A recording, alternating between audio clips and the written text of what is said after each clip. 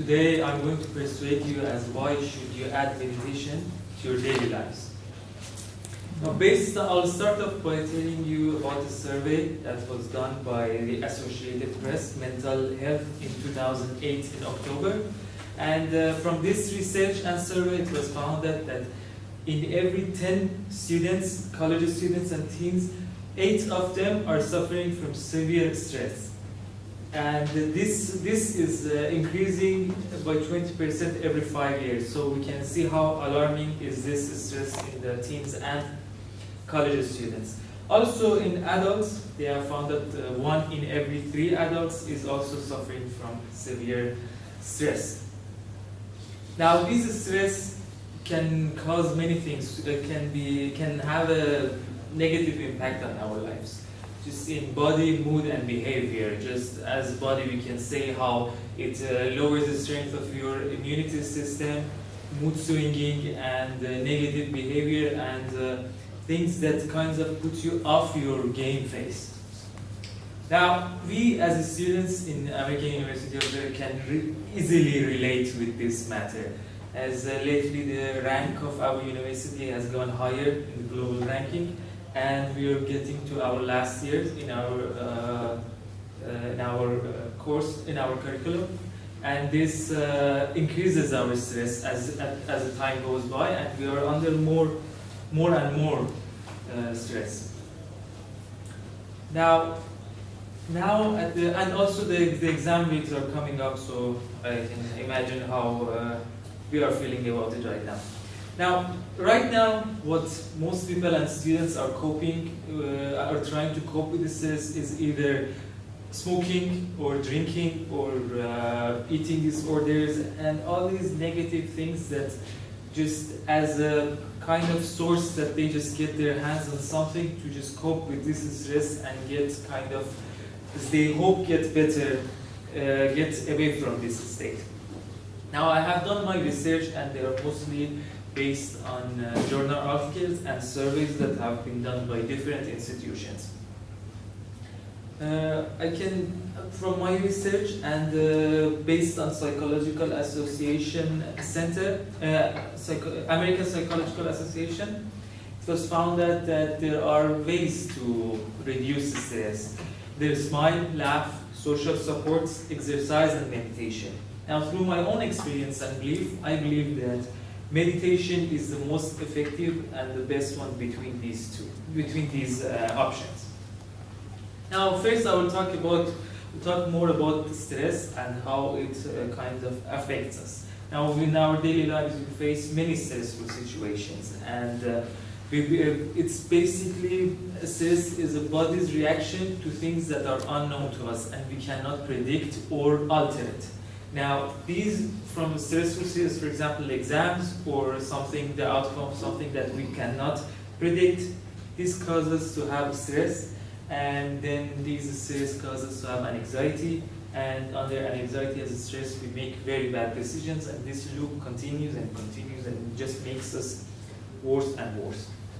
Now, not just that, the daily kind of bad decision making or bad moods, it also has a very bad long-term effects on our bodies.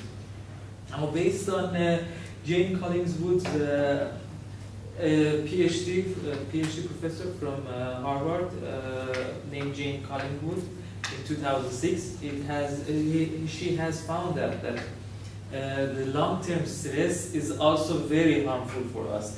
Just as you know that body and mind is interrelated. So if we are in a very bad mood and stressful situation, it affects our body according to their research. Now, either we get under severe depression and easily prone to get diseases, and the time goes by, these problems get worse and worse. Now, my suggestion, and as why I believe and I want to persuade you that this is what you should do, is to start meditating. Now, meditating is a state of mindfulness where you are aware of your surroundings and where you can transcend into a state of mind that makes you feel relaxed. Now this is very related to yoga. As a matter of fact, it's a part of yoga. While yoga focuses on physical posture and kind of feelings or improving your physical attributes, meditation focuses on your state of mind and tries to calm your mind and relax your brain. Now, some of the benefits of meditation is improve your work and your creativity, how you can respond to situation, fight or flight. This gets you much better, helps you make much better decisions while needed, and helps your body even. After research that was done by Journal Circulation of Psychological Association in November 2012, it was found that the daily meditation has decreased the rate of heart diseases by 50%, and it helps brain functions. Now, I will talk about how it's done or what factors are needed to say that we have successfully meditated. There are 4 factors that in all kinds of meditation there should be there. It's that first, you need to have a quiet location. You need to have peace of mind in it. And you need to have a very comfortable posture, trying to relax and not think about anything. And we have to focus our attention on one thing, either breathing. Breathing is the number one point that every meditation teacher would recommend. And then you have to have your attitude open toward that you will actually feel better after meditating. Now, we can just start off by doing 5 minutes per day, meditating for 5 minutes per day. And this one, then as time goes by, as you can see its effects on your life and your actions, you can increase it to 10 minutes and 20 minutes. Now imagine how much work could you do if you were in a much more relaxed state and you were at your prime state, and how much more you can achieve and accomplish, and the challenges that you can take on. Now, in a 2003 study by Greg Flexman and Lisa Fluck from PhD from UCLA, it was done for 8-week research on 200 students meditating for 20 minutes for 8 weeks has improved their depression and anxiety and stress in a very high level.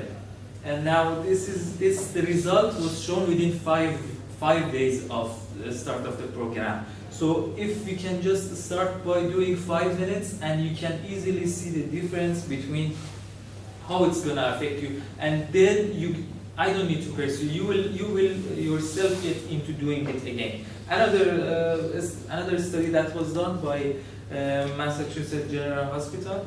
It was an 8 weeks program, and it was found that how it helps the memory and gives you a sense of self, and makes you calm.